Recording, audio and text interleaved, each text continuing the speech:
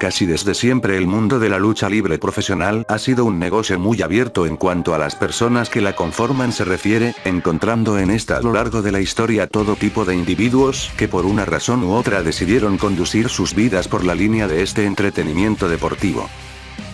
Por supuesto, su inclusividad es un aspecto positivo antes que todo, pues esto significa que las puertas están abiertas para cualquier persona sin importar de dónde venga o de lo que haya hecho en un pasado, lo que en ocasiones se ha sabido traducir como una segunda oportunidad en la vida.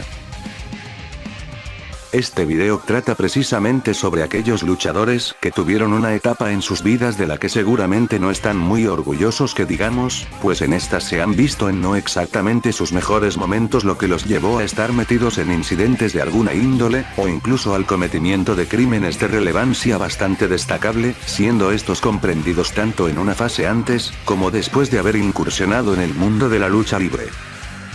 ¿Cuáles son esos luchadores con un pasado que si pudiesen preferirían borrar de la faz de la tierra? A continuación te presentaré algunos. Les saluda una vez más Rockster 0112, y así, damos inicio a este video.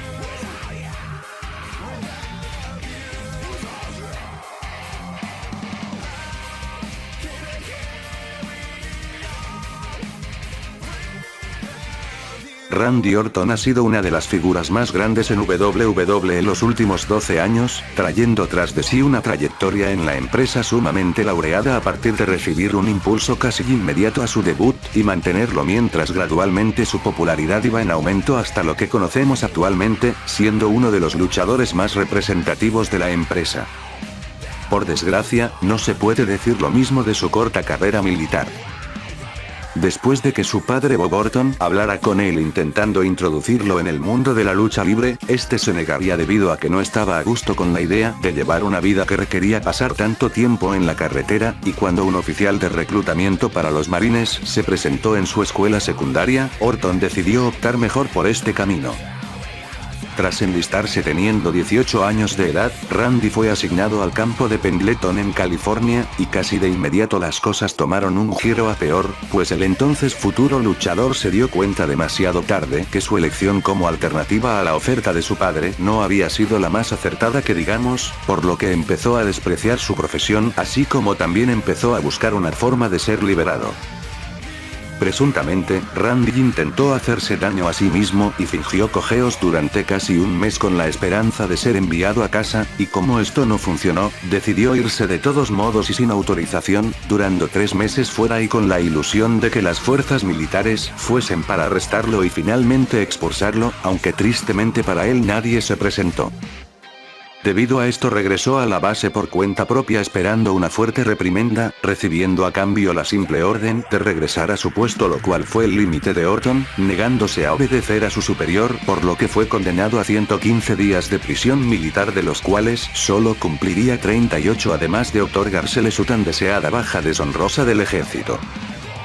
La verdad es que la WWE ha hecho un gran trabajo a la hora de enterrar esta historia, aunque lamentablemente para ellos no pudieron meter más tapujos después de que tras Orton haber sido originalmente el elegido para protagonizar la película de El Marino 3, miembros de la infantería salieran en querella por su deshonroso pasado en el ejército, resultando esto en la expulsión de Randy del filme, siendo en cambio sustituido por el Miz.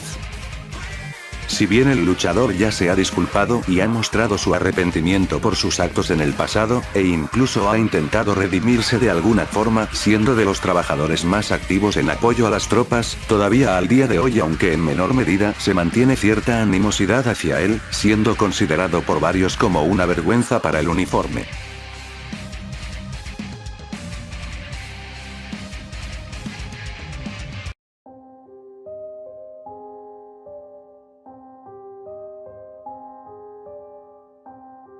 Por algo que les juro que no son más que azares de las circunstancias, Lex Luger se ha convertido en un nombre recurrentemente mencionado en los videos de los últimos meses, y continuando con su racha, aquí también toca hablar de él.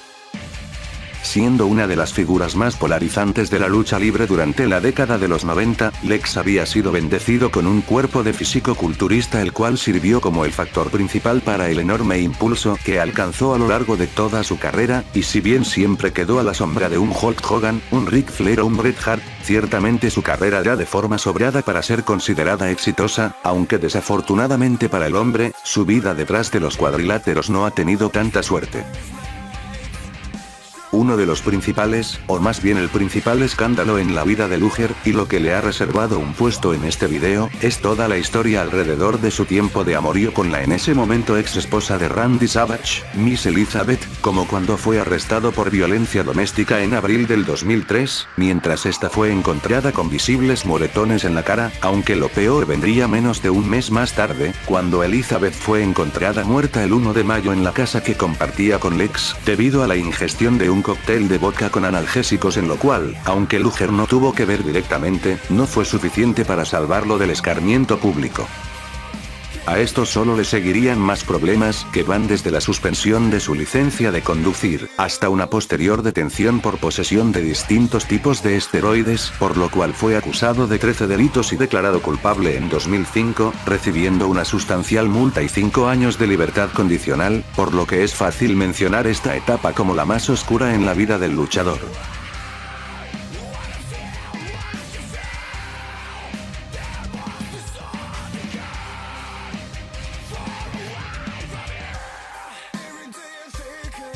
Nacido como Alvin Burke Jr., el luchador que más tarde conoceríamos como MVP era el hijo de un oficial de policía en Florida, además de también ser miembro de una pandilla a la que se unió con tan solo 12 años, describiéndola como una banda de graffiti, aunque más adelante pasaría a mayores. Por esta, Burke no solo había sido expulsado de la escuela, sino que también empezó a cargar con un sentimiento de protección y pertenencia a su banda, por lo que se veía metido en problemas en la calle casi a diario, lo que lo llevó a también tener problemas con sus padres y a una condena de 6 meses en una correccional por robo. Ya con 16 años, Burke y otros 2 cómplices abordaron un barco de cruceros en Florida armados con escopetas y una pistola semiautomática y esperaron a que la tripulación estuviera contando el dinero del día para proceder a robarles, saliendo de allí con unos $80,000. Mientras sus 2 compañeros fueron capturados casi inmediatamente, Burke consiguió evadir a la policía hasta que su padre lo llamó y lo convenció para que se entregara. Alvin fue declarado culpable de 10 cargos de robo a mano armada y fue condenado a 18 años de prisión. Al verse en una situación donde probablemente no saldría de la cárcel hasta ser casi una persona de mediana edad, se rehabilitó en un intento de reducir su pena, uniéndose al islamismo y entablando una amistad con un guardia de seguridad que lo introduciría en el mundo de la lucha libre al ofrecerle un trabajo los fines de semana. Burke sería puesto en libertad después de cumplir 9 años y medio de su condena, eligiendo inmediatamente al wrestling como su ocupación a tiempo completo y haciendo su debut oficial en el circuito independiente tras entrenar con Norman Smiley.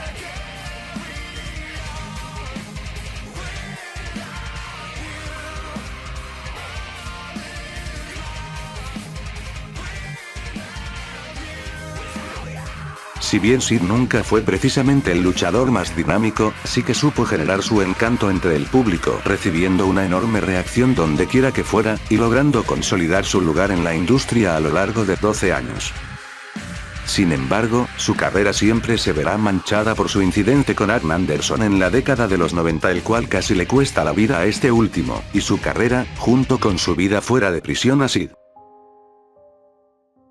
El 27 de octubre de 1993, la WCW participó en una gira a lo largo de todo Reino Unido, y Sid acababa de entrar nuevamente a la empresa después de haber salido de un feudo contra Hulk Hogan en WWF. La cuestión con el luchador es que el decir que su ego estaba fuera de control sería un eufemismo, y haciendo honor a esto, como según se cuenta, Sid había empezado a proclamarse la nueva cara de la WCW, además de declarar, y cito, que más valía si los viejos como Ric Flair o Arn Anderson se mantenían fuera de su camino. A partir de esto, mientras el chico natural pasó por alto estos comentarios, Arn se los tomó lo suficientemente personales como para encarar a Sid debido a estos, lo que llevó a una situación que solo fue a peor. Después de su discusión tras camerinos y estando ambos de regreso a su hotel, aparentemente Sid sufrió un arranque de furia desmedida en el cuarto de Anderson y atacó brutalmente al veterano con unas tijeras. Según se cuenta, Vicious apuñaló a Anderson 20 veces entre el pecho y el estómago, lo que provocó que todo el pasillo estuviera recubierto con la sangre del luchador, teniendo este que ser llevado de emergencias al hospital más cercano.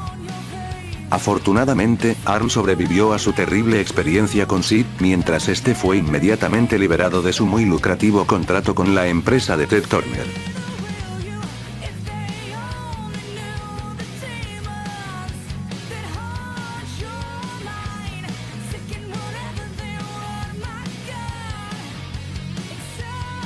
Jimmy Snuka fue uno de los luchadores más populares del mundo en la década de los 80, pues con sus acrobacias de alto vuelo junto a su carisma logró que el público se enamorara de él, e incluso corren rumores de que hubo un momento en que Vince McMahon estuvo pensando seriamente entre si escoger a Snuka sobre Hogan para ser la cara de la empresa en aquel momento.